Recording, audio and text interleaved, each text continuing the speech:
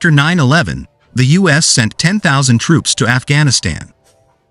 A decade later, there were almost 100,000 US armed forces there.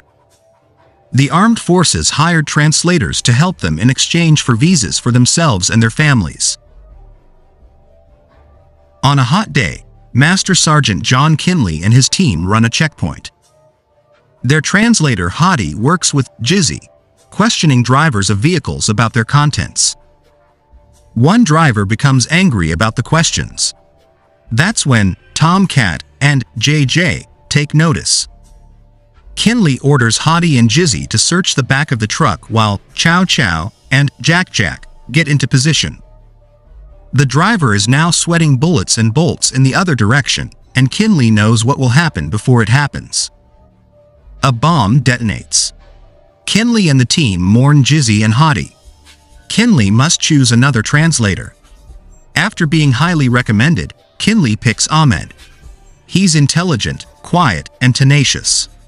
Kinley doesn't expect any trouble from him. The team sets out to find IEDs. The next day, the team patrols the streets. They come to a building at the end of the road. Ahmed recognizes the building. He says they will need help finding what they're looking for. Nevertheless, Kinley continues. A skinny man opens up. He reluctantly lets the team in. It's just a hookah lounge.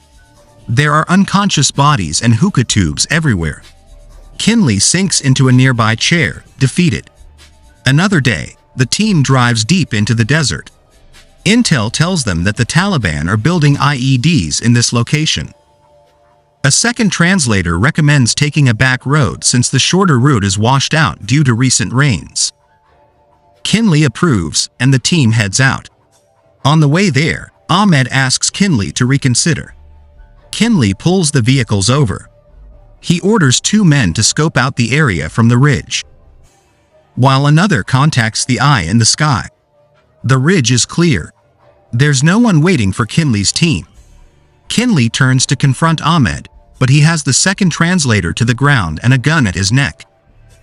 Kinley aims his gun and orders Ahmed to drop his weapon.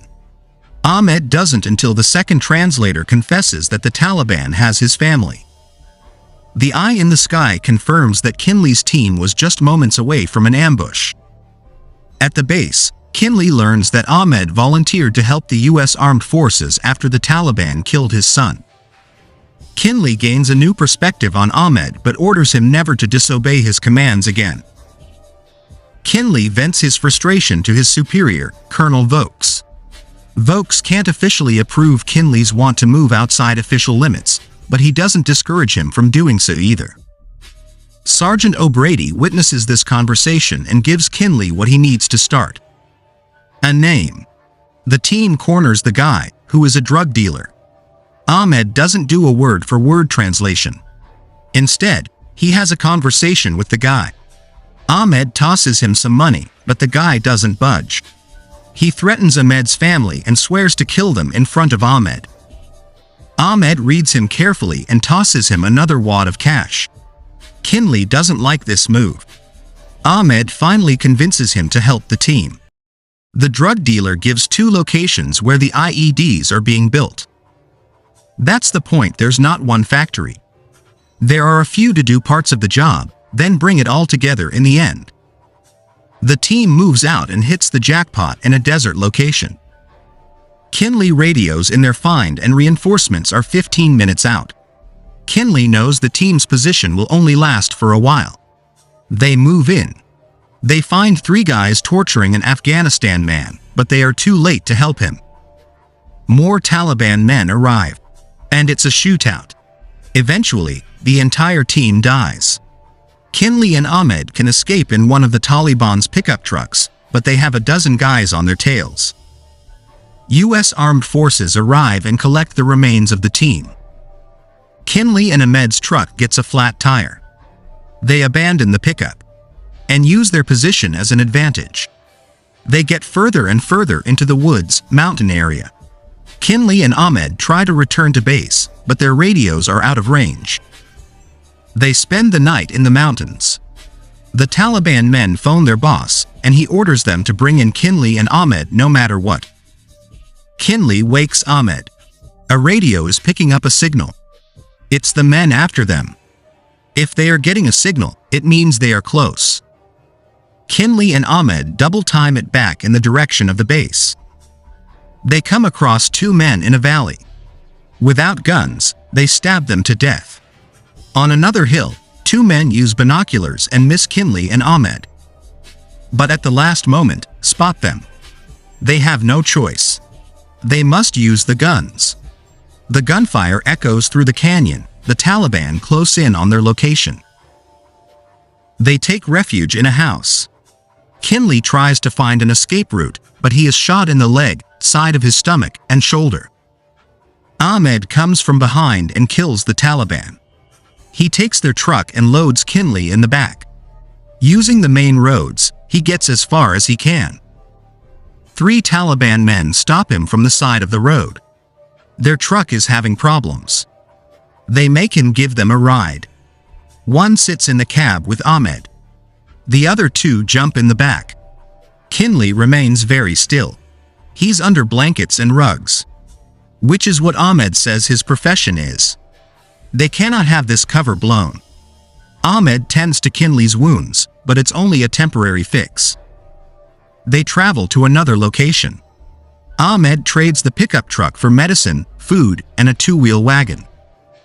Ahmed struggles to push Kinley up the mountains in the wagon.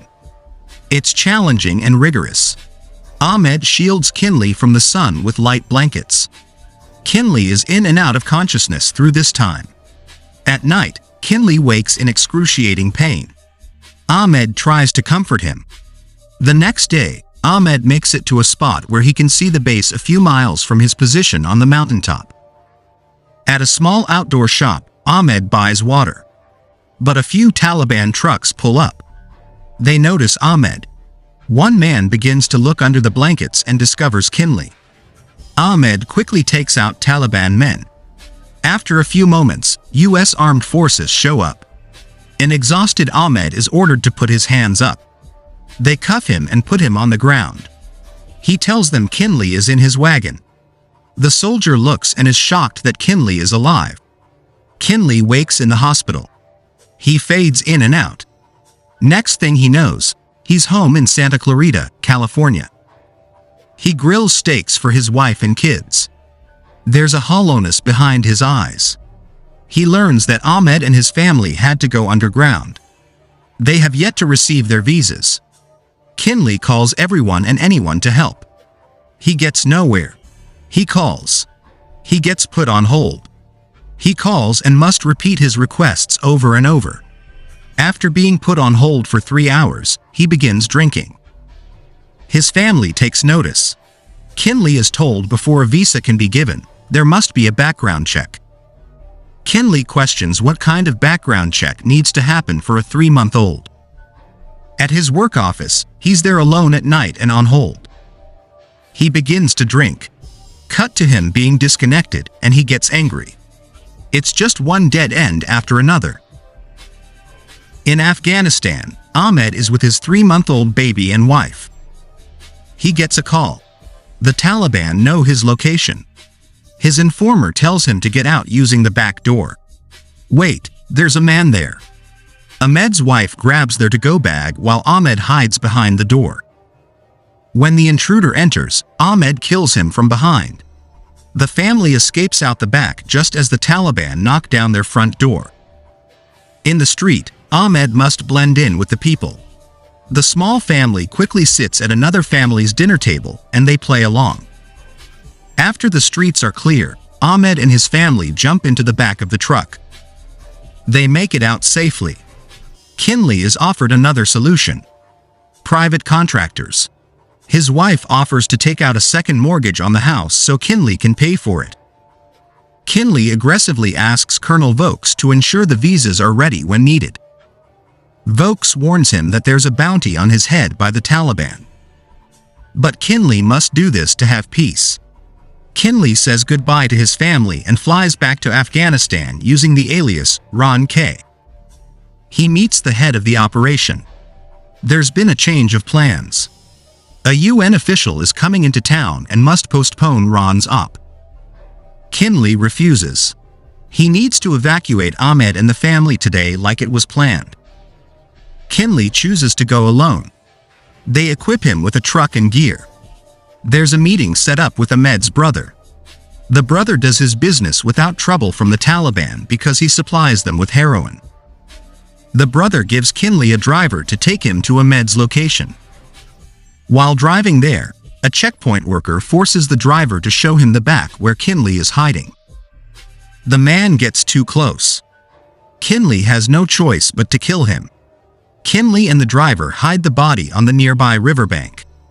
A Taliban spy spots them. He calls the boss. He's able to snap a picture of Kinley. The boss knows it's Kinley, sends reinforcements, and orders the spy to follow Kinley. They want him dead or alive. Ahmed works on a pickup truck while his wife tends to the baby at a nearby picnic table. There are a few civilians nearby. Ahmed hears a familiar voice and sees Kinley wearing eyeglasses and a hijab. He has their visas. They quickly load into the back of the driver's truck. The driver notices they are being followed. Kinley calls it in. The private contractors send their own reinforcements. The computer guy finishes running a check on Ron K. and learns that it's John Kinley. The head of operations feels bad for prioritizing the UN official now. He requests an Angel, aka Angel of Death plane with impressive guns, to Kinley's location. The Taliban send more to Kinley's location. Kinley and Ahmed shoot at the nearest vehicle. They make it crash, blocking the way for the truck behind. They come to a tunnel and must abandon their truck. Kinley orders the truck to block the tunnel to buy time. He plants a grenade that goes off just as the Taliban arrive. Ahmed and Kinley move to the other side of the tunnel. Secure on this side of the dam, the driver shoots at the Taliban on the other side of the canyon, about a quarter-mile away. They return fire. Ahmed and Kinley take fire and retaliate. Ahmed's wife protects the baby from inside a shed on the dam. Kinley runs out of ammo. The driver is shot. Ahmed uses the last of his pistol ammo. Just as the Taliban start to come toward Kinley, the Angel shows up. Its guns take out every single Taliban member. Kinley and the Ahmed family are evacuated by helicopter. Then they board a military transport back to the US. Kinley and Ahmed share a look of respect.